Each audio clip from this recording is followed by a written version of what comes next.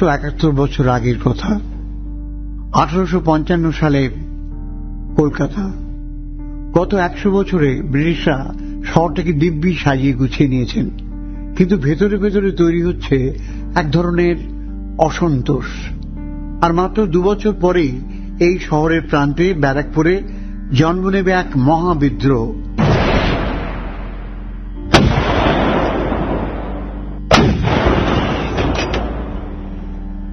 যে বিদ্রোহ বদলে দেবে ভারতের রাজনৈতিক মানচিত্র। ইস্ট ইন্ডিয়া কোম্পানির হাত থেকে দেশের শাসনভার চলে যাবে সরাসরি গ্রেট ব্রিটেনের কুইন ভিক্টোরিয়ার হাতে।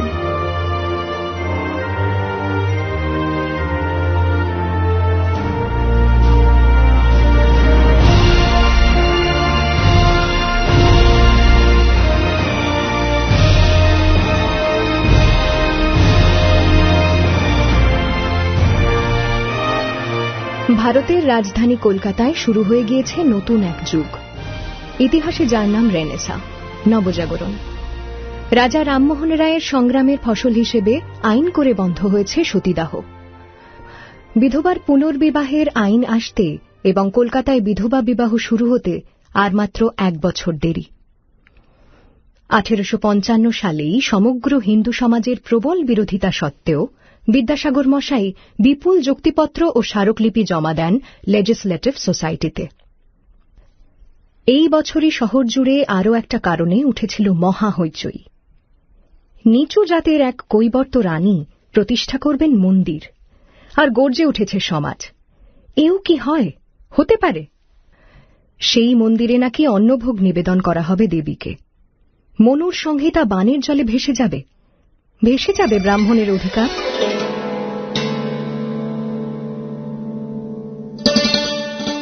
হ্যাঁ রে বিদে, এই শুনেছিস নাকি এই জানবাজারের রানী ওই রাসমণি, সে নাকি দিনক্ষণ কিছু না মেনে স্নান যাত্রার দিনে কালী প্রতিষ্ঠা করবে বলে একেবারে স্থির করে ফেলেছে। স্নান যাত্রা যে বুষ্টুমদের মজ্জ, ওই দিন প্রতিষ্ঠা হবে কেমনে? তা অত টাকা থাকলে মেয়ে মানুষ ধরাকে সরা দেখবে না? তা কি হয়? স্বামী মারা গেলে কি হয়? ও মেয়ে মানুষ একেবারে রায়বাগিনী, যা বলে তাই করে। শুনেছি নাকি কোনো এক গাঁ গ্রামের পণ্ডিতের কাছ থেকে বিধের নিচে মন্দির কোনো এক বামুনকে দান করে দিলে নাকি আর কোনো দোষ হবে না। বামুন বামুন তো কে না চায়? কলিকালের বামুন ছিলিস নে, ওটা পাটা। মহাপ্রভু বলে গেছেন, বিপ্প বিপ্প নহে যদি অসৎ পথে চলে। শুনিস না সে কথা? বললেই হলো, দোষ হবে না। কে যাবে শুনি ওর মন্দিরে? দেখবি না কেউ যাবে না। টাকা ছড়াবে গো টাকা। ওই রাসমণির টাকায় ছ্যাতলা পড়ে গেছে রে ভোলা। তখন দেখবে না ধর্মকর্ম সব মাথায় তুলি, দলে দলে লোক যাবে ওই কৈবর্তের মন্দিরে। সব তখন ড্যাং ড্যাং ড্যাং ড্যাং হয়ে যাবে। এমনিতেই মেলেছ ইংরেজ এসে দেশের ধর্মকর্ম উঠে গেছে। এবার হিন্দুরাও সুদূর মন্দিরে যে টাকা খেয়ে সুদূরের রানীকে মাথায় তুলি নাচতে লাগবে। হ্যাঁ, তা হবে ওবা। কলির শেষ পাদ এই তো হবে রে। কালে কালে কি হলো? ভাঙন কাল, বুঝলি? ভাঙন কাল, সব উচ্ছন্নে যাবে, সব। ভাঙনের কাল তখন শতাব্দী প্রাচীন ধ্যান ধারণায় ফাটল দেখা দিতে শুরু করেছে। এবার ভাঙন শুরু হলো বলে সেই স্নানযাত্রার দিনে দক্ষিণেশ্বর কালী মন্দিরে মা ভবতারিণীর সামনে এসে দাঁড়িয়েছিলেন এক ভাঙনের কাণ্ডারী। সকলের অলক্ষ্যে সেদিনই সূচনা হয়েছিল এক নবযুগের। 1855 সাল 31শে মে।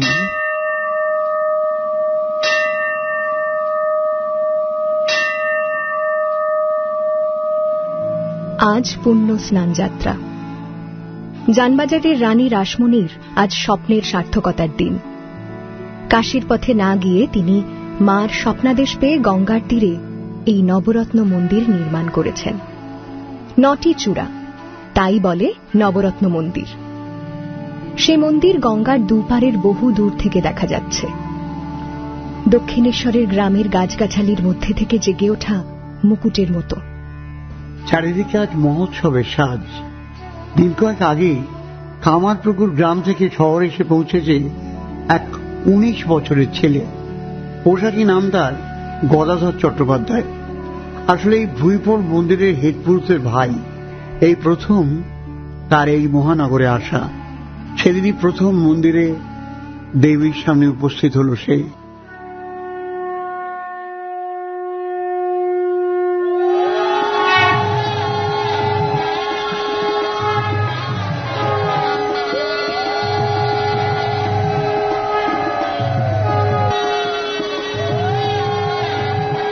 যে কৈবর্তের রানীকে নিয়ে আজ কলকাতায় এত কথাবার্তা, তিনি কিন্তু আদতে কৈবর্ত নন।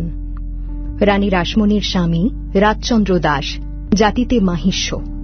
তারা জাতে চাষী হলেও রাজচন্দ্রের পিতা প্রীতরাম দাস বাঁশের ব্যবসায়ী।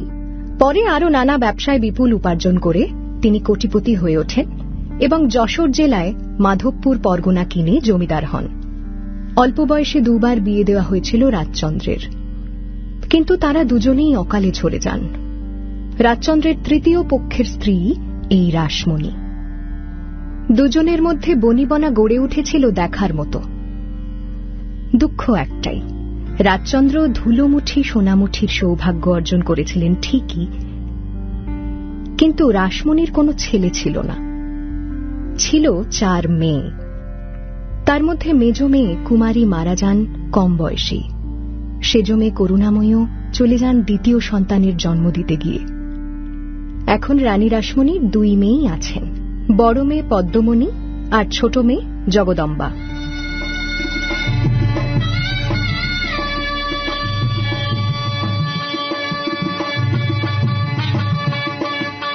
প্রতিষ্ঠার আগের দিন রাত্রি থেকেই মন্দির প্রাঙ্গণ উৎসব মুখর। সেদিন ভাগবত পাঠ, রামায়ণ পাঠ, যাত্রাপালা এবং কালী কীর্তনের বন্দোবস্ত ছিল। আজ ভোর থেকে শুরু হয়ে গিয়েছে ভক্ত সমাগম। সমগ্র দক্ষিণেশ্বর গ্রামটাই আজ উৎসবে যেন মেতে রয়েছে। বঙ্গদেশের বিভিন্ন প্রান্ত থেকে আজ এখানে পণ্ডিত সমাগম তো হয়েইছে, তার সঙ্গে এসে যোগ দিয়েছেন আবার কাশী, পুরী, পুনা, মাদ্রাজ, কনৌজ, মিথিলার ব্রাহ্মণেরাও।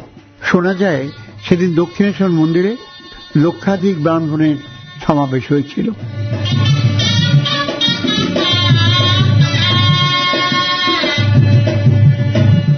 ওই যে দীর্ঘদেহী ব্রাহ্মণ সোজা হয়ে মন্দির প্রাঙ্গণে দাঁড়িয়ে আছেন, তিনি হলেন রানী রাসমণির গুরুদেব রামসুন্দর চক্রবর্তী। গুরুদেবের প্রতিনিধি হিসেবেই এই মন্দিরের সেবায়েত হওয়ার যোগ্যতা লাভ করেছেন রানী রাসমণি।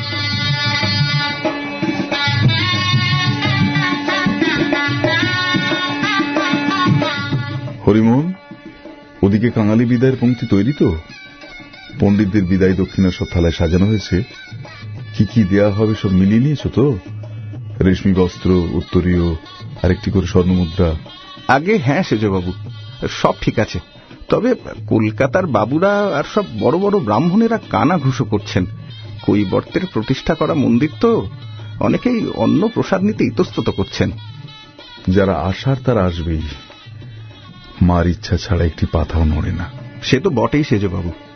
রানীমা আমাদের লক্ষ টাকা ব্যয় করছেন শুধু আজকের অনুষ্ঠানে। দিয়তাং ভোজ্যতাং বন্দোবস্ত। মায়ের আমাদের চেষ্টার কোনো ত্রুটি নেই, কিন্তু লোকে তো কথা বলতে ছাড়ে না। এই যে ভারী কর্তৃত্ব নিয়ে সব তদারকি করছেন, ইনি মথুর মোহন বিশ্বাস। রানী রাসমণির সেজ মেয়ে করুণাময়ী মারা যাওয়ার পরে রানী একে হাতছাড়া করবেন না বলে ছোট মেয়ে জগদম্বার সঙ্গে এই মথুরবাবুর বিয়ে দিয়েছেন। তবু তার সেজবাবু নাম ঘোচেনি। রাসমণির সঙ্গে তার খিটিমিটি বাঁধে মাঝে মধ্যেই, এমনকি মামলা মোকদ্দমাও হয়। তবে এই ছোট জামাইয়ের ওপর রাসমণির আশা ভরসাও কমেনি। বিচিত্র এই শাশুড়ি জামাইয়ের রসায়ন। তবে ৬২ বছরের রানীর তিনিই সবচেয়ে বিশ্বস্ত। মথুরামোহন ওরফে মথুরবাবু বেশ রাজবাড়ি। ব্রাহ্ম সমাজের কর্তা দেবেন্দ্রনাথ ঠাকুরের সঙ্গে পড়তেন হিন্দু কলেজে। বিচারি গ্রামের জমিদারের বেটা। সামান্য ভারী চেহারা, কোটটি মোম দিয়ে পালিশ করা। আপাতত গায়ে ধুতি বেনিয়ানের ওপর একটি ধূসর রঙের অতি দামি পশমিনা শাল। এ তার শ্বশুর, কলকাতার শ্রেষ্ঠ বণিক স্বর্গত রাজচন্দ্র দাসের সম্পত্তি। মথুর ভারী শৌখিন। ধুতিখানি মসলিনের, ফর্সা পা দুখানি দেখা যাচ্ছে। পায়ে হরিণের চামড়ার পা ঢাকা চটি। তার গা থেকে ভেসে আসছে ফরাসি পারফিউমের সুবাস। হাতের ছড়িটি এককালে রানী ভিক্টোরিয়ার অকাল প্রয়াত জ্যাঠা প্রিন্স অফ ওয়েলস জর্জ কিছুদিন ব্যবহার করেছিলেন। সেটি হ্যারডস কোম্পানির নিলাম থেকে কিনেছিলেন কলকাতার ট্রিলিয়নের রাসমণির স্বামী বাবু রাজচন্দ্র দাস। ছড়িটার বাঘমুখ হাতলে বাঘের চোখের বার্মিজ চুনি দুটি রোদে ঝলকাচ্ছে এখন। একটা কথা মনে রেখো, শ্রীমান রামকুমার চট্টোপাধ্যায় প্রতিষ্ঠিত পণ্ডিত, তার কাছ থেকে বিধান নিয়েই আজ এই মন্দির মাতার গুরুদেবকে দান করেছেন। গুরুদেবের প্রতিনিধি হয়ে তবেই না মা অন্নভোগের ব্যবস্থা করতে পেরেছেন আজ। না না, এখন বাজে কথার সময় নয়, তুমি নিজের কাজে যাও। আগে এই যে যাই সেজবাবু।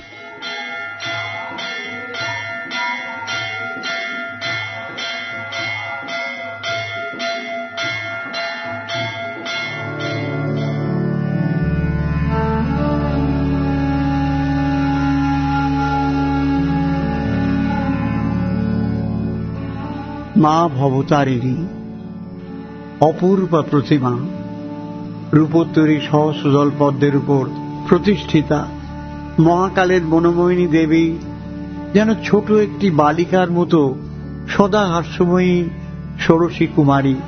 তার সামনে এসে দাঁড়িয়ে আছেন একটি 19 বছরের উদাস কিশোর, পুরুতের বেয়াক্কেলে পাগলা ভাই গদাধর। সে আলগা মানুষ, গুনগুন করে গান গাইছে, আর তার নিজের অজান্তেই তার দু চোখ বেয়ে গড়িয়ে পড়ছে জলের ধারা।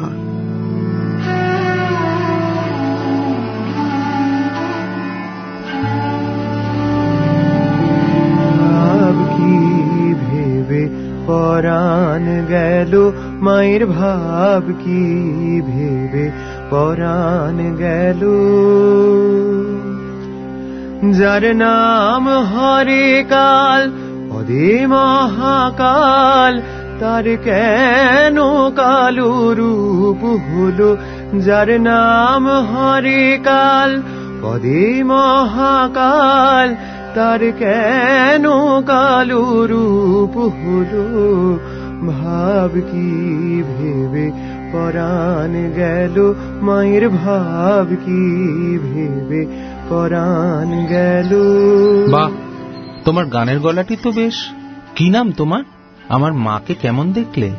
তোমার মা? শুধু তোমার মা কেমন করে হলো? আমারও তো মা, একেবারে জ্যান্ত মা। আমার মা মানে আমার গড়া প্রতিমা। বাবা পেন নাম, গলায় পইতে রয়েছে মানে তুমি বামুনের বেটা। আমি যেতে সূত্রধর, আমি নবীন ভাস্কর। বারবার 3বার পাথর কাটলাম, প্রতিমা গড়লাম, তবে এই কালী মূর্তি হয়ে ধরা দিলেন। আমি আদর করে এই কালো মায়ের নাম রেখেছি ভবতারিণী। কেমন হয়েছে বলো দেখি বাপ? ও, তুমি বুঝি গড়েছ? খুব সুন্দর মা, খুব সুন্দর। অভিরাম, নয়ন ভুলনো গা, নয়ন ভুলনো। আগো ভবতারিণী, কি নাম রেখেছ গা ভাস্কর ঠাকুর? হ্যাঁ, নামটিও বড় সুন্দর গো, বড় সুন্দর। এই দেখো, বেভুলে আমি কে তা বলিনি গো। আমি গদাধর, নিবাস হুগলির কামারপুকুর গ্রামে। দাদার সঙ্গে কলকাতায় এসেছি। জানো নবীন কাকা, গ্রামে থাকতে আমি মূর্তি গড়া দেখতে যেতাম কুমোরদের ঘরে। আমারও ঠাকুর দেবতার পুতুল করতে খুব ভালো লাগে। ও তাই বুঝি? তুমি আমাদের পুরোহিত মহাশয় শ্রীমান রামকুমার চাটুর্যের ভাই? কইবে তো আগে। তা বাচ্চা, তুমি কি একে নেই তিষ্টবে এই কালো মেয়ের পায়ের কাছে? তা কে জানে গা, সে রইলে হয়তো থাকবো, নইলে ভেসে যাব এ পাশ ও পাশ। তা কি বললে কাকা? কালো মেয়ে? কালো রূপ অনেক আছে, এ বড় আশ্চর্য। কালো কালো রূপ অনেক আছে, এ এ বড় আশ্চর্য কালো, যার হৃদ মাঝারে রাখলে পরে হৃদয় পদ্ম করে আলো। ভাব কি ভেবে পরাণ গেল মায়ের, ভাব কি ভেবে পরাণ গেল। গদাই, তুই এখানে দাঁড়িয়ে দাঁড়িয়ে কাঁদছিস? দেখো দেখি কাণ্ড। রানীমা আর মথুরবাবু কত করে বলেছেন আমাকে এই মন্দিরে সেবার ভার নিতে, আমি তো রাজি হয়েছি, কিন্তু তুই যে এখনো জেদ ধরে আছিস। ও নবীনবাবু যে, নমস্কার। প্রণাম পণ্ডিত মশাই। মায়ের সামনে তো পায়ে হাত দিয়ে প্রণাম করতে নেই, তাই জোর হাতেই সারতে হলো। আপনার ভাই বুঝি? গানের গলাটা ভারী মিঠে ওর। হ্যাঁ, গদাধর আমার সবচেয়ে ছোট ভাই। গদাই জন্ম থেকেই খুব সাদাসিধে, কিন্তু বড় গোয়ার। এই দেখুন না, কিছুতেই এখানে থাকবে না বলে জেদ ধরেছে। ও বড়দা, জেদ লয় গো, জেদ লয়। মাকে দেখো, মায়ের ওই জ্যান্ত চোখ দুটো দেখেছ? মনে হচ্ছে এখনই বলে উঠবে, গদাই এলি। কিন্তু বড়দা, বড় মানুষের দেওয়া অন্ন খেয়ে মায়ের সেবা করব? আমি তো সামান্য মানুষ। এই মায়ার সংসারে মায়ের ওই দিব্য রূপের অসম্মান হবে যে। শাস্ত্র বলছে গদাই, এই মন্দির এখন দেবোত্তর। রানীমা অনেক বাধা বিপত্তি পেরিয়ে মাকে এনেছেন।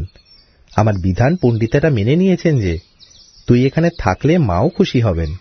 রানীমার ভক্তি আছে বটে, এমন মাকে যিনি প্রতিষ্ঠা করতে পেরেছেন, ভক্তি তো তার নিশ্চয়ই আছে। কিন্তু রানী যে কৈবর্তের মেয়ে দাদা, বাবা যে অপরিগ্রহ পালন করতেন তা তোর মনে নেই? তিনি যে কখনো কারো দান গ্রহণ করেননি, আর তার ছেলে হয়ে কিনা আমি কৈবর্তের অন্ন খাবো? সে আমি কখনো পারবনি, আমি পারবনি। তুই তাহলে কি করবি এখন? আমি ঝামাপুকুরে ফিরে যাব, ওখানেই থাকবো। এখানে আমি থাকতে পারবনি। সেখানে গিয়েই বা তুই কি করবি? তোকে যে জন্য কামারপুকুর থেকে এখানে নিয়ে এলুম, সে উদ্দেশ্য তো সিদ্ধ হলো না। আমার কাজে একটু সাহায্য যাতে পাই, সেই জন্যই তো তোকে নিয়ে এসেছিলাম আমি। হ্যাঁ, তুই তো বললি, তোকে তো আমি বলেইছি ওসব চালকলা বাঁধা বিদ্যে আমি শিখতে পারবো না। আমি শুভঙ্করী জানি নে, যোগ করতে শিখলুম, বিয়োগ করতে পারলুম না। ওসব কি আমি পারি? তাহলে ঝামাপুকুরে ফিরে গিয়েই বা তুই কি করবি? আজ তো এখনো খাসনি তুই? খিদে পাইনি? আমি নিজে অন্নভোগ নিবেদন করেছি দেবীকে, গঙ্গা জলে রান্না করা মায়ের প্রসাদ। ওতে কি দোষ হয়?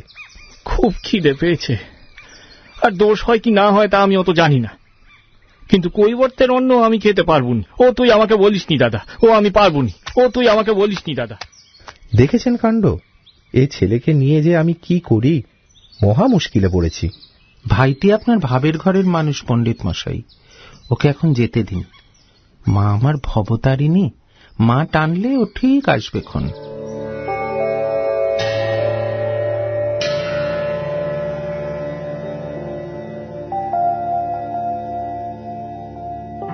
জমিদারির কাজে সেজ জামাই মথুরামোহন বিশ্বাসী রানী রাসমণির একেবারে যাকে বলে ডান হাত।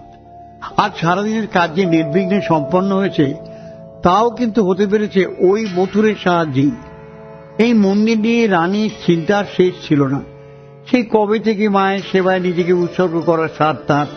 নিজের জমিদারির শিলমোহরে তিনি লেখেন, কালীপদ অভিলাষী রাসমণি দাসী। কাশী যাত্রাকালে মাকে স্বপ্নে দেখেছিলেন, সেই থেকেই তিনি এই মন্দির তৈরি করার জন্য ব্যস্ত হয়ে উঠেছিলেন। মায়ের প্রতিমা যখন তৈরি হল, তখন সেই প্রতিমা নষ্ট হওয়ার ভয়ে তিনি বাক্সবন্দি করে রেখেছিলেন। মা আবার তাকে স্বপ্ন দিলেন, দিয়ে বললেন, আর কতদিন আমাকে বাক্সবন্দি করে রাখবি? আমি যে ঘেমে উঠছি। সেই জন্যেই শত বাধা সত্ত্বেও এই স্নানযাত্রার পুণ্যতিথিতেই মাকে প্রতিষ্ঠা করার সিদ্ধান্ত নিয়েছেন তিনি। বাবা মতুর, আজ থেকে আমি নিশ্চিন্ত হলাম। আমার গঙ্গা যাত্রার সময় ঘনিয়ে আসছে, তার আগে আমার মায়ের একখানি ঘর হলো। এই দেউল বানাতে গিয়ে কত কাণ্ডই না হলো। বড় জামাই রামচন্দ্রের সঙ্গে সম্পর্কে চির ধরল, নদীর তোরে জমির খোঁটা পোস্তা হেসে গেল কতবার। তবে মা এইবারই নিজের মনের মতো করে বানিয়ে নিলে। শুভ কাজে অনেক বাধা বিঘ্ন আসেই, তাই বলে এত বিঘ্ন যে আসতে পারে তা ভাবিনি। তবে সব কাজ ঠিক মতো মিটেছে, এতেই আমি বড় খুশি মতর। আগে কাজ মিটলো না কাজ শুরু হলো বুঝতে পারছি না মা। আজ এত ব্যস্ততার মধ্যেও কত কথাই যে কানে এসেছে, মনে হচ্ছে আর অনেক পথ বাকি। মা এইদিকে আসুন। কেন বাবা, ওই পণ্ডিতদের দুটো কথার হাত থেকে আমাকে রক্ষে করতে চাও বুঝি? আমার রক্ষে করার হলে মাই করবেন, তুমি ভেবো না। এ কেমন মন্দির রে বাবা? কালী মন্দির চত্বরে কৃষ্ণের পুজো, যেখানে একজন ভৈরব থাকার কথা সেখানে 12 শিব। এমন আশ্চর্য মন্দির তো কোনো কালে দেখি নাই। কোন দেবতার পুজো করতে এখানে আসবে লোকে শুনি? আরো অনেক কথা আছে, জানো না বুঝি? মন্দির করেছে মেলেচ্ছে ইংরেজ, আবার ওদিকটায় যে এক পীর বাবার মাজার রয়েছে বলে শুনলাম এই মাত্র। বলো কি? মুসলমানের জায়গাতেই মন্দির গড়েছে নাকি? সেখানে পোশাক পেলুম নাকি? তাতে কি, মাজার এখানে নয় গো, বাইরে। কেমন ব্যবস্থাটি করেছিল খাওয়ানোর তা বলো। দধি পুষ্করিণী, পায়েস সমুদ্র, লুচি পাহাড়, মিষ্টান্ন স্তূপ, একেবারে গলা পর্যন্ত খেয়েছি। তুই গিলেই মর হতভাগা। কেন যে খেতে গেলু? একে কৈবর্তের অন্ন, তাই আবার মুসলমানের ঠাঁই। কেন যে মরতে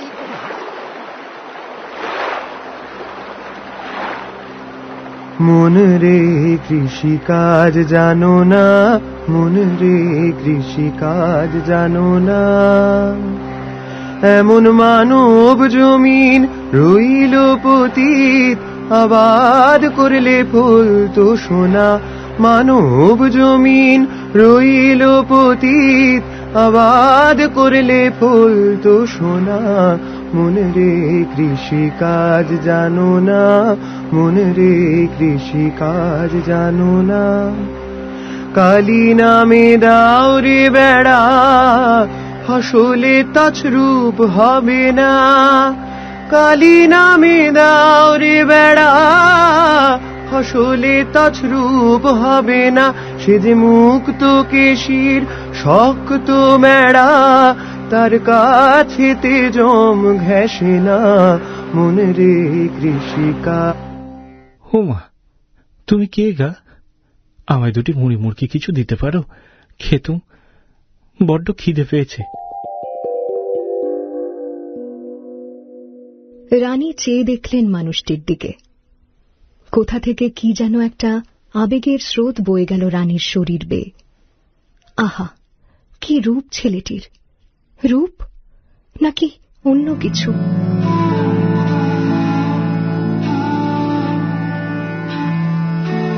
নাতি দীর্ঘ শরীর, কতই বা বয়স হবে রানীর নাতি যদু কি ভূপালের বয়সী? কত হবে বছর কুড়ি? কখনো না কামানো গালে কচি ঘাসের মতো হালকা দাড়ি গোম, সামান্য একখানি লাল পেড়ের ধুতির খুঁট তার গায়ে জড়ানো, বাম কাঁধে একটি নতুন উপবীত ধবধবে সাদা।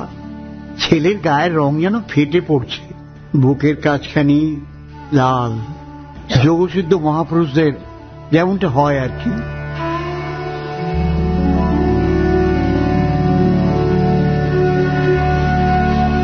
রানীর বৌভাতের দিন আচমকা এক সন্ন্যাসী এসে হাজির জানবাজারের বাড়িতে। জোর জবরদস্তি করে নতুন বউয়ের হাতে একখানি রামশিলা দিয়েছিলেন। পরক্ষণেই যেন হাওয়ায় মিলিয়ে গিয়েছিলেন তিনি। সেই থেকে ওই রামশিলাকে পুজো না দিয়ে জলস্পর্শ করেন না রাসমণি। সেই অলৌকিক পুরুষের পরনে ছিল কেবল কৌপিন আর কম্বল, আর তাঁরও গায়ের এমনই রং ছিল, গায়ের ছাই ভস্য সেই বুকের লাল ভাবখানি চেপে রাখতে পারেনি।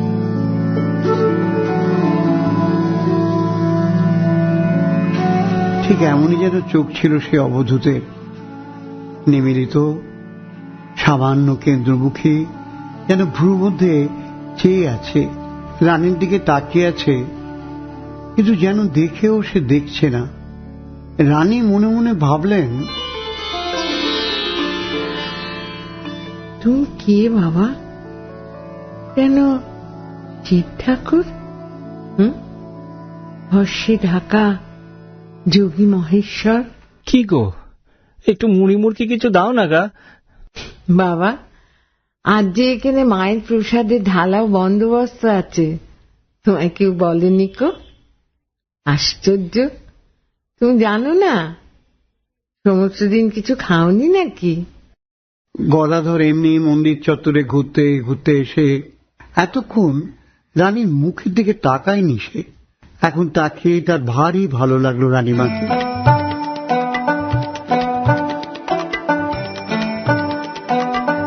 রানীর গায়ে একটি তসরের সাদা থান, তার উপর দিয়ে একখানি মুগার চাদর জড়ানো, হাতে দুটি বালা, গলায় একটি মোটা সোনার হার আর তুলসী কাঠির মালা। বয়স এখনো 60-এর কোটায় হলো, ব্যক্তিত্বময়ী রানীর মুখখানি যেন জলে ভেসে থাকা ব্রহ্মকমল। বাহ, কেমন সুন্দর মা, কেমন দয়ালু চোখ দুটি। এমন মা আমাকে ঠিক খেতে দেবে। কৈবর্তের রানীর অন্ন তো খেতে পারবো নি গো মা, তাই আজ আর খাওয়া হলো। আচ্ছা, তাই বুঝি? এই কৈবর্তের রানীকে তুমি চেনো নাকি? চিনি নে, নাম জানি। রাসমণি রানী, বুঝলে, খুব নাম ডাক, আর দেদার ট্যাকা। সেই ট্যাকার গুমরেই তো এত বড় দেউল তুলেছেন। কিন্তু হলে কি হবে, যেতে তো কৈবর্ত। আমি সৎ বামুনের বেটা, আমার বাবা কখনো আহ্নিক না করে জলস্পর্শ করতেন না। কখনো জল অচলের ঘরে কি সুদূরের ঘরে জলগ্রহণ করেননি। আর তার ছেলে হয়ে আমি কৈবর্তের রানীর ভাত খাবো?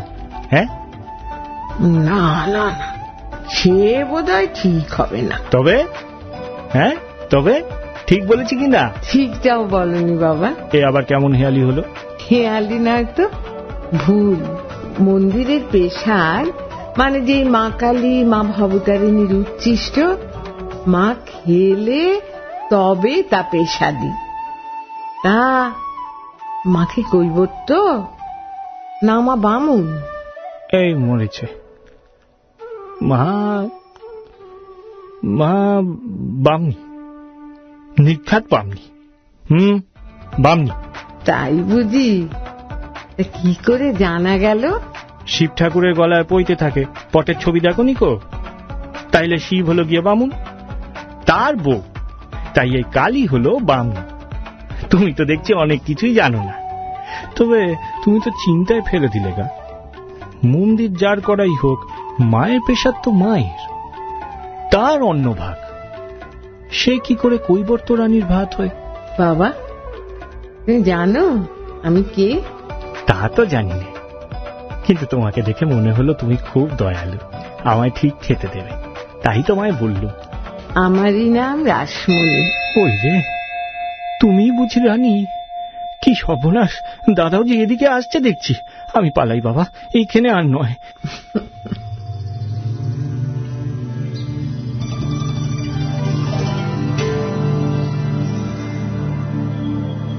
এমন সরলতা তো আর কোথাও দেখিনি। কি কেন 5 বছরের ছেলেটি? ও কে তুমি জানো মথুর? না মা, আমি আগে কখনো দেখিনি ছেলেটিকে, কিন্তু ছেলেটি দাদা বলে কাকে ডাকলো? আগে আমাকে দাদা বলল সেজবাবু, আমারই ছোট ভাইও, নাম গদাধর। আপনাদের জ্বালাতন করছিল বুঝি উল্টোপাল্টা বকে? কিছু মনে নেবেন না মা, গদাধর ছেলেবেলা থেকেই অন্যরকম, একটু খ্যাপা, নিজের ঘরে থাকে। রানীমা, আপনি ওকে নিয়ে ভাববেন না, ও ঠিক ঝামাপুকুরে ফিরে যাবে। প্রণাম পণ্ডিত মশাই। আপনার ভাই বুঝি উনি? তা বেশ বেশ, আপনারই মতো পণ্ডিত নিশ্চয়ই আপনার ভাই। উনিও এখানেই থাকবেন তো? না না সেজবাবু, গদাইয়ের পড়াশোনার দিকে মোটেই মন নেই। ওর বুদ্ধি কিন্তু খুব ভালো, যা শুনে তাই মনে রাখতে পারে, কিন্তু কিছুতেই পড়তে চায় না। ওকে কলকাতায় নিয়ে এলুম এই ভেবে যে আমার কাজকর্মের একটু সুবিধে হবে, আর আমার কাছে থাকলে একটু লেখাপড়াও শিখতে পারবে। তাও কিছুতেই শিখবে না, বলে অমন চাল কলা বাঁধা বিদ্যে শিখতে চাইনি। বলুন দেখি। কি বললেন? চাল কলা বাঁধা বিদ্যে? ভালো বলেছে তো। তা আপনি তো এখন এখানেই থাকবেন, আপনার ভাইও নিশ্চয়ই এসে পড়বে এক সময়। ও এলে কিন্তু ওকে একটা কাজ দিয়ে এই মন্দিরেই রাখতে হবে মতুর। ছেলেটিকে আমার বড় ভালো লেগেছে। আপনার যখন তাই ইচ্ছে তখন আমি নিশ্চয়ই চেষ্টা করব। মা,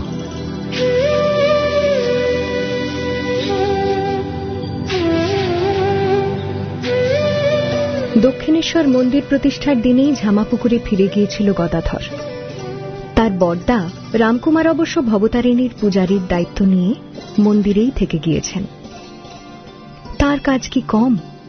সাত সকালে উঠে দেবীকে সকালের ভোগ নিবেদন দিয়ে শুরু, আর সন্ধ্যারতির পর তাকে খাইয়ে দাইয়ে শয়ান দিয়ে তবে তার ছুটি। 1855 সালে দক্ষিণেশ্বর ঠিক কলকাতা শহরের মধ্যে পড়ে না কোনোভাবে। কলকাতা তখন উত্তর দিকে শেষ হয়ে যায় বাগবাজারের খাল পেরুলেই। কাশীপুর থেকে কলকাতার উত্তর শহরতলি, দুপাশের জনপদগুলি একেবারে গণ্ড গ্রাম যাকে বলে। Barrackpore trunk road east India company তৈরি করেছিল অবশ্য নিজেদের ব্যবসায়িক শর্তেই সেই 1775 সালে।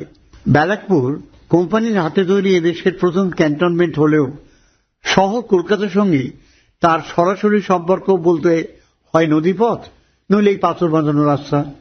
এই রাস্তা ধরে অত রাতে শ্যামবাজার, হাতিবাগান, মানিকতলা পেরিয়ে আবার পশ্চিম দিকে সিকি মাইলের বেশি রাস্তা পেরোলে তবে জামাপুকুরে রাজা দিগম্বর মিত্রের প্রাসাদ। সেখানেই গৃহদেবতা শ্রীধর জীবের সেবায় চাকরি করতেন রামকুমার।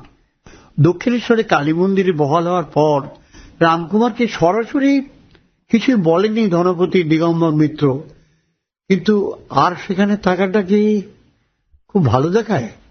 সে কথাটা রামকুমার তার এই 19 বছরের ভাইটাকে কিছুতেই বোঝাতে পারছে না। একদিন মন্দিরে গিয়ে গদাধর যে দাদা এখন বেশ কিছুদিন আর ঝামাপুকুরে ফিরবেন না, সেদিনও কিন্তু মন্দিরে অন্নগ্রহণ না করেই ফিরেছিল গদাধর। তারপর প্রায় 4-5 দিন সে দাদার সঙ্গে দেখা করতে গেল না।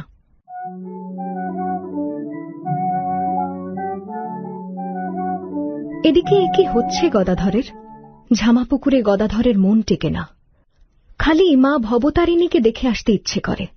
কালো কোষ্ঠী পাথরের মূর্তি বইতো নয়, তবু নবীন ভাস্করের হাতে তৈরি সেই পাথর কোঁদা মূর্তি যেন বারে বারে ডাকে গদাধরকে। ও গদাধর, তুই বুঝি আমাকে দেখতে আসবি নে? ওরা যে কেউ আমাকে বোঝে না। তুই আয়, আমরা মায়ে বই একসঙ্গে থাকবো। আয় না, আয়, আমার কাছে চলে আয়। আসবো মা, আমি তোর কাছে আসবো। আমাকে অমনি করে বারবার ডাকিস নি তুই। আসবো, আমি আসবো। একদিন আর থাকতে না পেরে সে আবার গেল দক্ষিণেশ্বরে। সেদিন কিন্তু সে আর ফিরতে পারল না। দাদার যুক্তি তাকে মেনে নিতেই হলো, থেকে যেতেই হলো দক্ষিণেশ্বরে। কে রে, গদাই এলি? আয় আয়। দাদা, তুমি কবে ঝামাপুকুরে ফিরবে বলো দেখি? আমি যে এখানেই মা ভবতারিণীর পুজোর দায়িত্ব নিয়েছি রে গদাই। ঝামাপুকুরে আমি আর ফিরবো না। আমি কি তবে কামারপুকুরে ফিরে যাব দাদা? ঝামাপুকুরে থাকলে আমার খালি এখানে আসতে ইচ্ছে করে। ওই মন্দিরের মা ও পাতর লয় গো দাদা, পাতর লয়। আমাকে ডাকে, আমি কিছুতেই না এসে থাকতে পারলুম নি।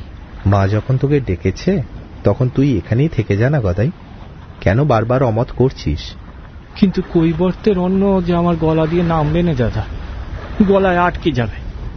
বড় লোকের নুন খেয়ে মায়ের সেবা সে আমি কেমন করে করব?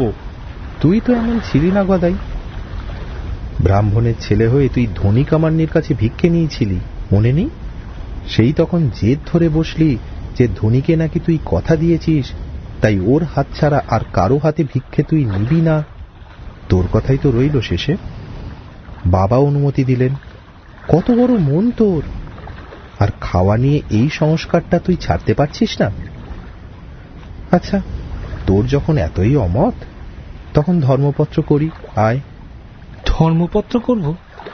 সেই কটা বেলপাতায় হ্যাঁ আর না লেখা, তারপর একটা ছেলে মানুষ কাউকে দিয়ে 3 বার পাতা তোলানো, তাতে যা লেখা থাকবে তাই করতে হবে। সে তোমার মনে হলে করব, কিন্তু তাতেও যদি আমার মন না মানে। ওরে, ধর্মপত্র শাস্ত্রীয় প্রথা নয় বটে, কিন্তু মায়ের ইচ্ছে না হলে তোর উত্তর নাই উঠবে।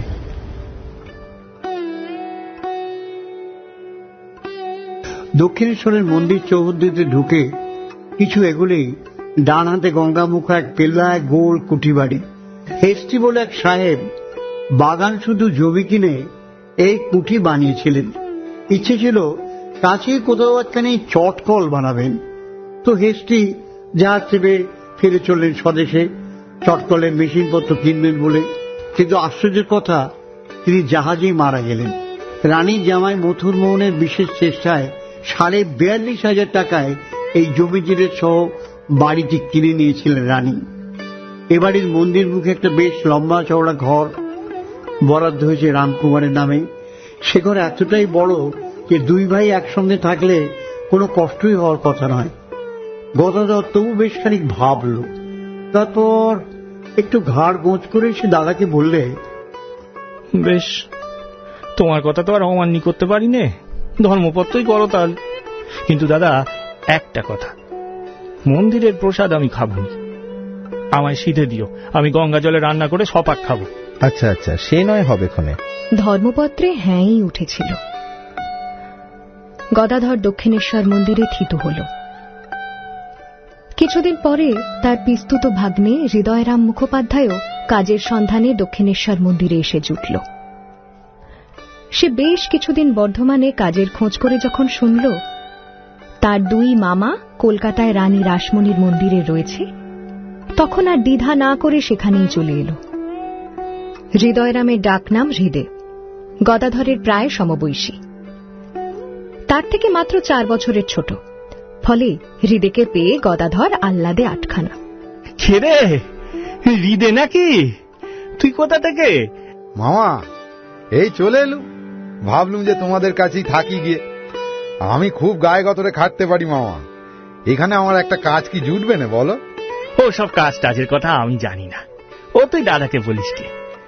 তুমি তাহলে এখানে কি করো মামা? আমি কিছুই করি না জানিস, শুধু সকালে কেবল ফুল তুলে রাখি দাদা এসে পুজো করবে বলে। মালকিন রানী এখানে খুব সুন্দর বাগান করেছেন, সে কত ফুল। আর মন্দিরের ওই মা, ওর নাম নাকি ভবতারিণী, ও আমায় খালি ডাকে জানিস, খালি ডাকে আমায়। আমি সারাদিন ধরে যখন যা কাজ করি ওর ডাক শুনতে পাই। এই মাকে দর্শন করেছিস হৃদে? ঠিক যেন জ্যান্ত মা, না রে? হ্যাঁ মামা, এই তো সব মন্দিরে মাথা ঠুকে এলুম। খুব সুন্দর মন্দির না মামা? তুই থাকবি তো? হ্যাঁ, তুই থাকবি তো? তাহলে আমরা মামা ভাগ্নে মিলে দিব্যি থাকবো। ক্রমশ যে পুরোহিত রামকুমার চট্টোপাধ্যায়ের পরিবারের লোকজনের সংখ্যা বাড়ছে, সেটা কিন্তু বিচক্ষণ সেজবাবু অর্থাৎ রানী রাসমণির সেজ জামাই মথুরমোহন বিশ্বাসের কানে উঠতে দেরি হল না। রাসমণির সেজ মেয়ে করুণাময়ী গত হয়েছিল অনেক কাল। রানী এই বুদ্ধিমান জামাইকে ধরে রাখতে চান, তাই ছোট মেয়ে জগদম্বার সঙ্গে মথুরের বিয়ে দিলেও সারা জানবাজার রাজবাড়ি এখনো মথুরকে সেজবাবু বলেই ডাকে। সেটাই দস্তুর কিনা। সেই সন্ধে মথুরের জানবাজারে ফিরতে কিছুটা দেরি হয়ে গেল। জগদম্বা চিন্তায় পড়ে যাচ্ছিলেন।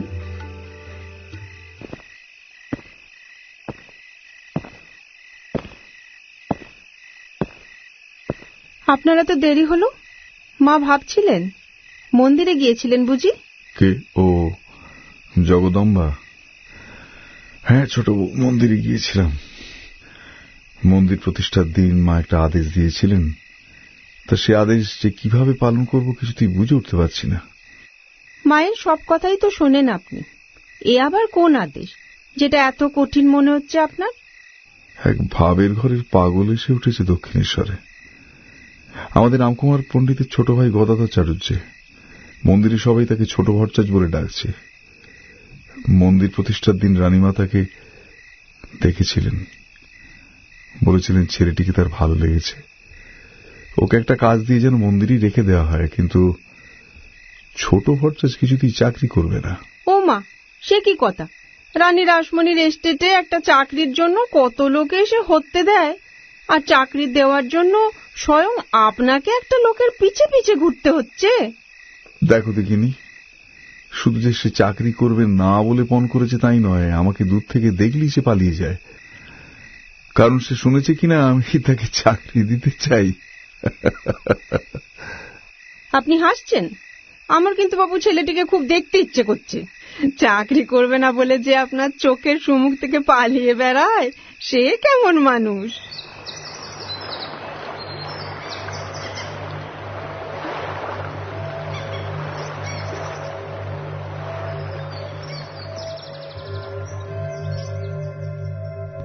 তুমি কে গা?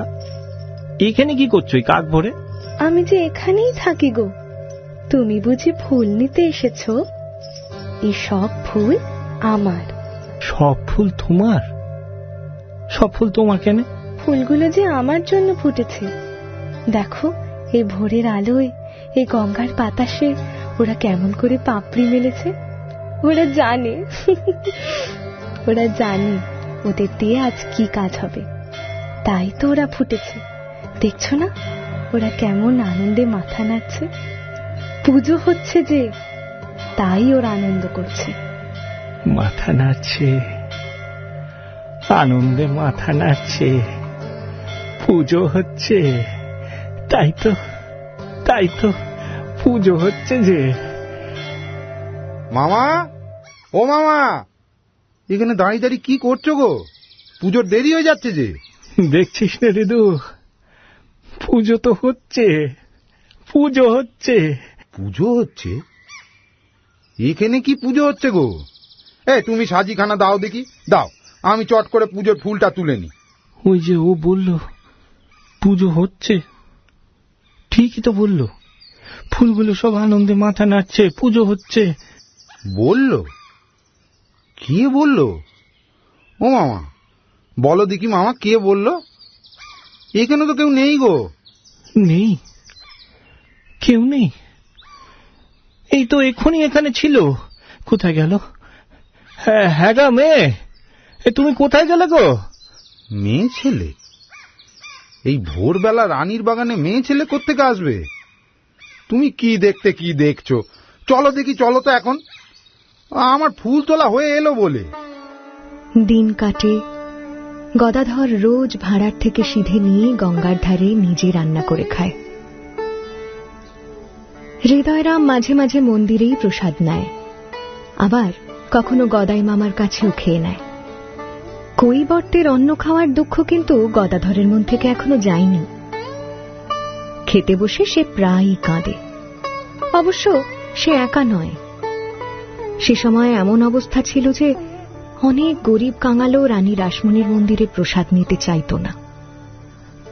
অনেক সময় সেসব প্রসাদ গরুকে খাওয়ানো হতো, অনেক সময় গঙ্গায় ফেলেও দেওয়া হতো। গদাধর সারাদিন আপন মনে থাকে, কখনো গান করে, কখনো বা গঙ্গা থেকে ভালো মাটি তুলে এনে নিজের হাতে মূর্তি করতে বসে। একদিন সে হৃদয়কে ডেকে বলল গঙ্গা থেকে মাটি তুলে আনতে। ওরে রিদু, তোকে বলেছিলুম না গঙ্গা থেকে ভালো মাটি তুলে রাখতে, রেখেছিস তো? কাল রাতে স্বপ্নে শিব ঠাকুরকে দেখল নন্দীর পিঠে চেপে কেমন ঘুরে বেড়াচ্ছে। আজ একটা মূর্তি করে শিব পূজা করতে বড় মনে সাজ যাচ্ছে রে। তা গড়ো না মামা, সে তো খুব ভালোই হয়। আমি মাটি তুলে রেখেছি, খুব ভালো মাটি, একটু কাটি খোঁচা কিচ্ছু নেই। তুলে রেখেছিস তাহলে? বাহ, খুব ভালো, খুব ভালো। চ, মূর্তিটা করে ফেলতে হবে। তুই ফুল বেলপাতা সব জোগাড় করে রাখিস কিন্তু। গঙ্গা মাটি শিব, গঙ্গার ঘাটে বসেই পুজো করব, আবার গঙ্গা জলেই ভাসিয়ে দেব। ওম শিবায় শান্তায় করুণাত্রায় হেতবে নিবেদয়ামি চত্মানং ত্বং গতি পরমেশ্বর মন্ত্রহীনং ক্রিয়াহীনং ভক্তিহীনং সুরেশ্বর যৎপূজিতং ময়া দেব পরিপূর্ণং তদস্তু মে। ওম নমঃ শিবায়। ওম নমঃ শিবায়। ওম নমঃ শিবায়। এ কি সেজবাবু, এত সকালে? নমস্কার হুজুর, নমস্কার। আসুন আসুন। চুপ চুপ চুপ, ওর ধ্যান ভঙ্গ করো না, এদিকে এসো। তুমি ছোট ভট্টাচার্যের ভাগ্নে হৃদয়রাম, তাই না? আজ এমন শিব পুজো দেখলাম, এমনটা তো আর কোনোদিন দেখিনি। একেবারে যেন তন্ময় হয়ে গিয়েছে ছেলেটি। মামা তো ছোট থেকেই অমনি, পুজোর সময় কোনো বাহ্য জ্ঞান থাকে না। আর ওই শিব মূর্তিটি, ওটা কোন কুমোরের গড়া? কি অপূর্ব সুন্দর গড়ন! বৃষভাসনে ধ্যানমগ্ন শিব, একেবারে নিখুঁত। কুমোরের গড়া নয় আজ্ঞে, ও মূর্তি মামা নিজেই গড়েছে। নিজে গড়েছে? নিজে হাতে এমন সুন্দর মূর্তি গড়েছে ছোট ভট্টাচার্য?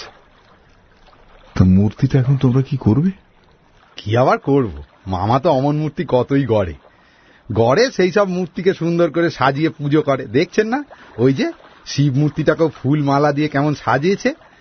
পুজো শেষ হলে আবার গঙ্গা জলেই ভাসান দিয়ে দেয়। আজকেও পুজো শেষ হয়ে গেলেই ওই শিব মামা জলে ফেলে দেবে।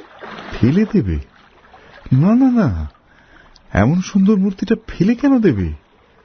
সত্যি তো, কেমন সুন্দর করে ফুলমালা দিয়ে সাজানো হয়েছে মূর্তিটা।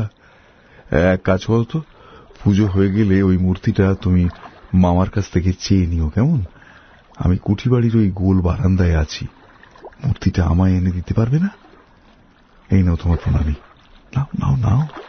আহা নাও, তুমি বামুনের ছেলে তো বটে নাকি? ও বাবা, একা না? নিশ্চয় নিশ্চয়ই পারবো সেজবাবু, আপনি ভাববেন না। আমি ঠিক ওই মূর্তি আপনাকে দিয়ে আসবো খন। আবাহনং ন জানামি নৈব জানামি পূজনং বিসর্জনং ন জানামি ক্ষমস্য পরমেশ্বর। ও শিব ঠাকুর গো, আমি মন্তর কিছুই জানি না গো, সে তুমি জানো। সেসব জানে আমার বাপ দাদা। তবু আমার মন প্রাণ নিংড়ে দিলুম বাবা শঙ্কর। বাবা, তুমি আমাকে ভক্তি দিও, সৃষ্টি দিও, দৃষ্টি দিও, ধ্যান দিও। নমঃ শিবায়, নমঃ শিবায়, নমঃ শিবায়। পুজো হয়ে গেল মামা? হ্যাঁ রে, বড় আনন্দ হলো রে রিদু, বড় আনন্দ হলো। এই নে প্রসাদ খা, খেয়ে নিয়ে তারপর আমরা পুজোর সব জিনিসগুলো গঙ্গায় ভাসিয়ে দিয়ে আসবো, কেমন? এই মূর্তিটাও কি ভাসান দেবে মামা? হ্যাঁ রে, সে তো দুবুনি। যখনই পুজো করি তখনই তো মূর্তি ভাসান দিয়ে দিই। কেন বল দেখি? না মানে বলছিলাম যে মূর্তিটা এমন সুন্দর হয়েছে, ওটা আমাকে দিয়ে দাও না মামা, আমার খুব ভালো লেগেছে। ও, তুই নিবি? তা নে না নে। শিব সঙ্গে সদরঙ্গে আনন্দে মগনা ঢলো। এই নে। এ কি রে, এ চললি কোথায়? এ পুজোর জিনিসগুলো জলে দিতে হবে যে। আমি এক্ষুনি আসছি মামা, এই মূর্তিটা ঠিক জায়গায় রেখেই আমি আসছি। শিব সঙ্গে সদারঙ্গে আনন্দে মগনা, শিব সঙ্গে সদারঙ্গে আনন্দে মগনা, সুধা পানে ঢলো ঢলো ঢলে কিন্তু পড়ে না মা, সুধা পানে ঢলো ঢলো ঢলে কিন্তু পড়ে না মা, শিব সঙ্গে সদারঙ্গে আনন্দে মগনা, শিব সঙ্গে সদারঙ্গে।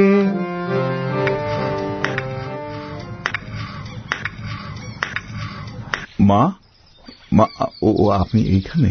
হ্যাঁ বাবা, কয়েকটা দলিল দেখাচ্ছিল। তোমার হাতে ওটা কি? শিব ঠাকুরের মূর্তি। দেখুন তো একবার মা, কেমন লাগছে? এ কি? এ যেন সাক্ষাৎ মহাদেব রূপ ধরে মা অন্নপূর্ণার সামনে দাঁড়িয়ে আছেন। এমন ভাবে ভোলা, মুখে এমন মিঠে হাসি, অথচ এমন তেজি ভঙ্গিতে ষাঁড়ের পিঠে বসে আছেন, হাতে ত্রিশূল, গলায় সাপ। এই যে একেবারে নিখুঁত। এই মূর্তি কোথায় পেলে বাবা? কোন কোমরে গড়েছে? আপনার কি মনে আছে মা, সেই মন্দির প্রতিষ্ঠার দিন আমাদের পণ্ডিত মশাইয়ের ভাইকে আপনি একবার দেখেছিলেন? এখন মন্দিরে ওকে সবাই ছোট ভট্টাচ বলে ডাকে। ওই গড়েছে এই মূর্তিটা। মনে আছে বই কি বাবা। ওর ওই মহাদেবের মতো চোখ, ওই মিষ্টি হাসি, সে কি ভোলা যায়? মন্দিরেই আছে তাহলে। হ্যাঁ, ওকে কি কাজ দিয়েছো বাবা? সে কোনো কাজ করতেই রাজি নয় মা, খালি আমার কাছ থেকে পালিয়ে পালিয়ে বেড়ায়। যদি তাকে কোনো চাকরি করতে বলি সেই ভয়ে সে কিছুতেই চাকরি করবে না। কিন্তু আজ এই মূর্তিটা দেখে আমার একটা কথা মাথায় এসেছে মা, আপনি তো দেখেননি ও পুজোর সময় এই মূর্তিটাকে এত সুন্দর ফুল আর মালা দিয়ে সাজিয়েছিল যে বলার নয়। বড় গুণী ছেলেটা। আমি ভাবছিলাম ওকে মায়ের বেশকারের দায়িত্ব দিলে কেমন হয়, তাতে হয়তো আপত্তি করবে না ছেলেটি। বড় ভক্তি ওর, আমি দেখেছি। বেশকার? ঠিক বলেছ বাবা, ঠিক বলেছ। বেশকার এ ছেলে হতে পারবে। যারা এমন মূর্তি গড়ার হাত, সে আমার মাকে সাজালে মাও খুব খুশি হবেন। তাই হোক বাবা, তাই হোক। ওকে বেশকার হওয়ার কথাই বলো তুমি। মা, ও মা, আজ তুমি খাবে না নাকি? সেই সকাল থেকে দাঁতে কুটুটি কাটুনি। ও, আপনি এখানে? দেখুন না, কত বেলা হয়ে গেল, এখনো মা খায়নি। ও মা, কি সুন্দর শিব মূর্তি! কোথা থেকে আনালে মা? দেখো না মা, মন্দিরে একটি ছেলেকে দেখে আমার খুব ভালো লেগেছিল। আমাকে বলে কি না, কৈবত্যের অন্ন খাবো না, তুমি আমাকে কিছু খেতে দাও। জানেও না যে আমি কে, এমন সহজ সরল। ওই ছেলেটি মূর্তিটা গড়েছে। মতুর বলছে ওকে মায়ের বেশকারের দায়িত্ব দেবে। ও জগদম্বে, জগদম্বে বল তো মা, ভালো হবে না বল? এই ছেলেটি কি ছোট ভট্টাচ, ওই যার কথা আপনি বলছিলেন? তিনি চাকরি করতে রাজি হয়েছেন বুঝি?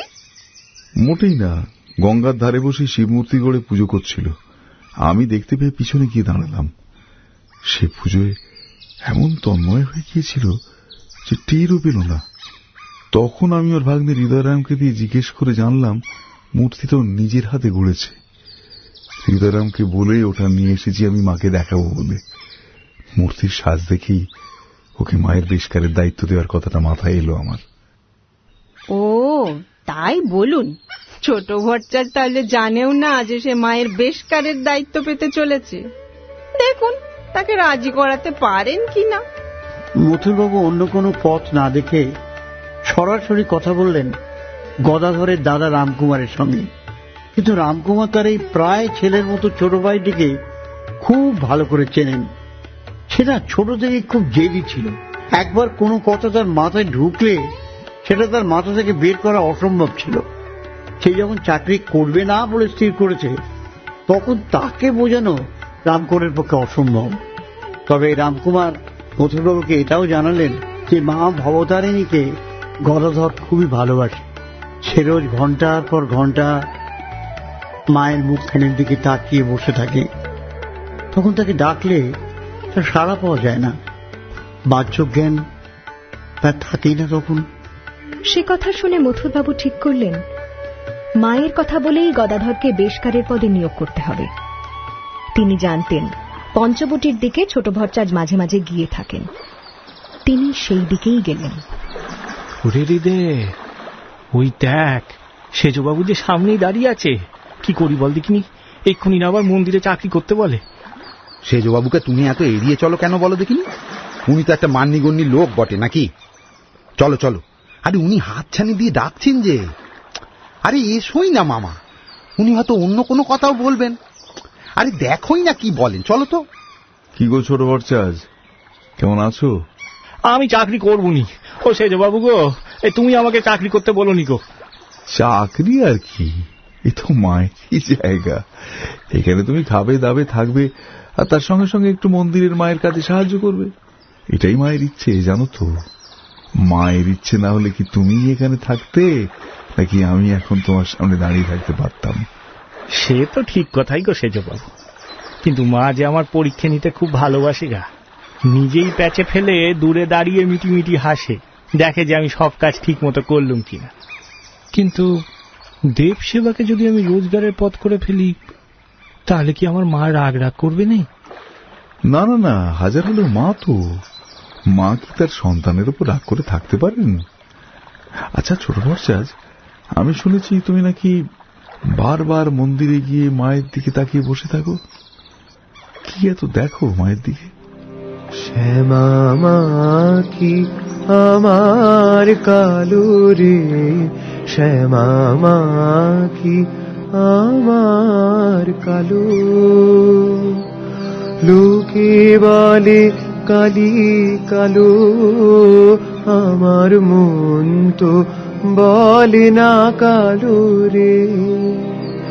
কালো রূপে দিগম্বরী, কালো রূপে দিগম্বরী, হৃদি পদ্ম করে মোরালো রে।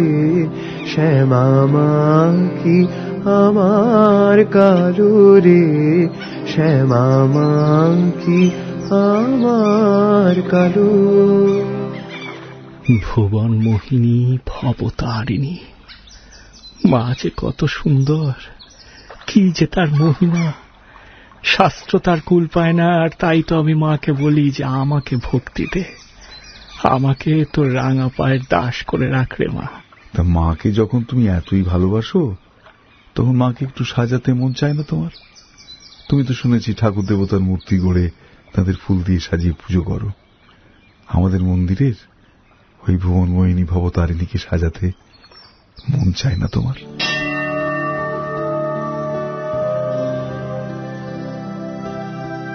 সাজাবো?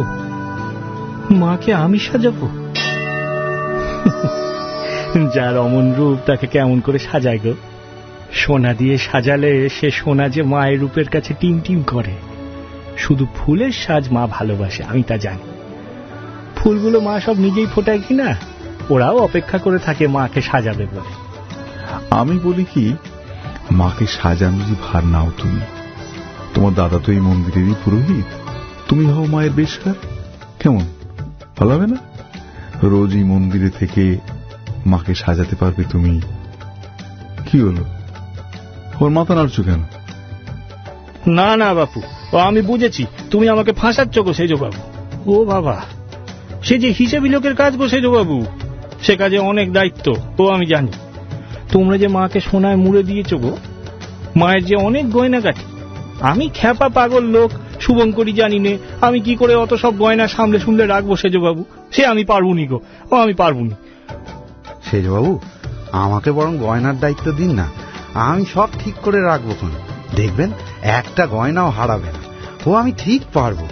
মামা মাকে সাজাবে, আর আমি মায়ের সব গয়না টয়না হিসেব করে তুলে রাখবো। তাহলে তো আর কোনো বাধা থাকে না। তুমি পারবে? বাচ্চা ছেলে তুমি, মায়েরও তো গয়না। আমি খুব পারবো সেজবাবু, কাজের খোঁজেই তো এখানে এসেছিলুম আমি। মামারা মায়ের কাজ করবেন, আমিও সেই সঙ্গে থাকবো। আমি খুব গোছানে ছেলে, মায়ের সব গয়না ঠিক ঠিক জায়গা মতো রেখে দেবো একেবারে। ভালো, তাহলে তো সমস্যার সমাধান হয়েই গেল। শুনলে তো ছোট বরচাজ, তোমাকে আর গয়নার দায়িত্ব নিতে হবে না। তুমি শুধু মন ভরে মাকে সাজাবে। কি রাজি তো? কিরে, আমায় সাজাবি না? আমি তো সাজতে খুব ভালোবাসি। তুই আমার কাছে এসেও কি দূরে দূরে থাকবি নাকি? কাছে আসবি না? সাজাবি না আমায়? মা, মা, কি বললি তুই? মা, কি বললি? মামা, ও মামা, কি হলো গো তোমার? হ্যাঁ, মাথা কি ঘুরে গেল নাকি গো? ও মামা, মামা পড়ে যাবে যে। না না না, আমি মায়ের ডাক শুনতে পেয়েছি। তোমারই জয় হলো গো সেজবাবু। মায়ের বেশকার হতে আমি রাজি।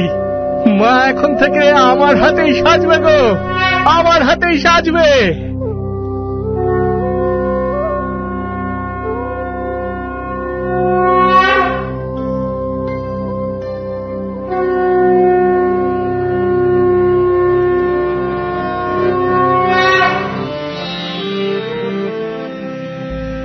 আমার হৃদয় হবে রাঙা জবা, দেহ বিল্লুদয়, মুক্তি পাবো ছুঁয়ে মুক্ত কেশির চরণতল। আমার হৃদয় হবে রাঙা জবা, দেহ বিল্লুদয়, মুক্তি পাবো ছুঁয়ে মুক্ত কেশির চরণতল। আমার হৃদয় হবে রাঙা জবা।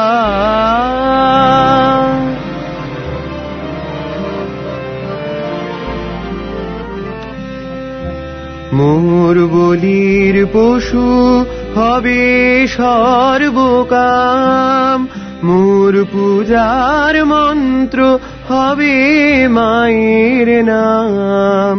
মোর বলির পশু হবে সর্বকাম, মোর পূজার মন্ত্র হবে মায়ের নাম। মোর অশ্রু দেব মার চরণে, অশ্রু দেব মার চরণে, সেই তো গঙ্গা জল। আমার হৃদয় হবে রাঙা জবা, দেহ বিল্লুদয়, মুক্তি পাবো ছুঁয়ে মুক্ত কেশির চরণতল। আমার হৃদয় হবে রাঙা জবা।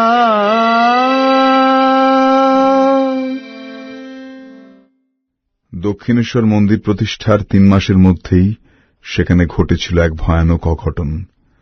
কালী মন্দির চত্বরে রানী রাসমণি যে রাধাকান্তের মন্দির প্রতিষ্ঠা করেছিলেন, সেই মন্দিরের গোবিন্দ মূর্তির পা ভেঙে গিয়েছিল। সব পণ্ডিত বিধান দিয়েছিলেন যে সেই মূর্তি গঙ্গার জলে বিসর্জন দিতে হবে। শুনে রানীর মাথায় বজ্রাঘাত। অতঃপর ছোট ভট্টাচার্য অর্থাৎ গদাধর কি পেরেছিলেন রানী রাসমণিকে এই বিপদ থেকে উদ্ধার করতে? জানতে হলে শুনুন Times of Theatre the Mystic মঙ্কের পরবর্তী এপিসোড খুব শিগগিরই আসছে টাইমস অফ থিয়েটারের ইউটিউব চ্যানেলে। আমার হৃদয় হবে রাঙা জবা।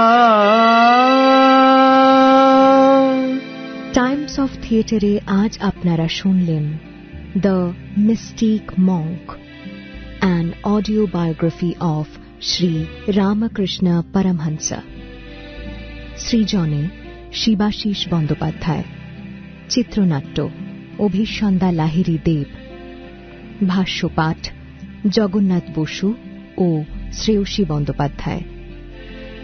শ্রী শ্রী রামকৃষ্ণ পরমহংস, সব্যসাচী চৌধুরী, রানী রাসমণি উর্মিমালা বসু, মথুর মোহন বিশ্বাস, সুরজিৎ বন্দ্যোপাধ্যায়, ভবতারিণী স্নেহাদ্রিতা মিত্র, হৃদয় অনির্বাণ দাস, রামকুমার ও দ্বিতীয় পণ্ডিত অর্ক সরকার, জগদম্বা নবনীতা সরকার, নবীন ভাস্কর সুব্রত বসু, বিদে ও প্রথম পণ্ডিত রাজদীপ ভট্টাচার্য, ভোলা ও হরিমোহন তন্ময় মজুমদার, তৃতীয় পণ্ডিত ইন্দ্রনীল মুখোপাধ্যায়, শ্রী শ্রী রামকৃষ্ণ পরমহংসের গানে সৌম্যজ্যোতি দাস, আবহ ও সাউন্ড ডিজাইন তুনীর চট্টোপাধ্যায়, মুখ্য নির্বাহী প্রযোজক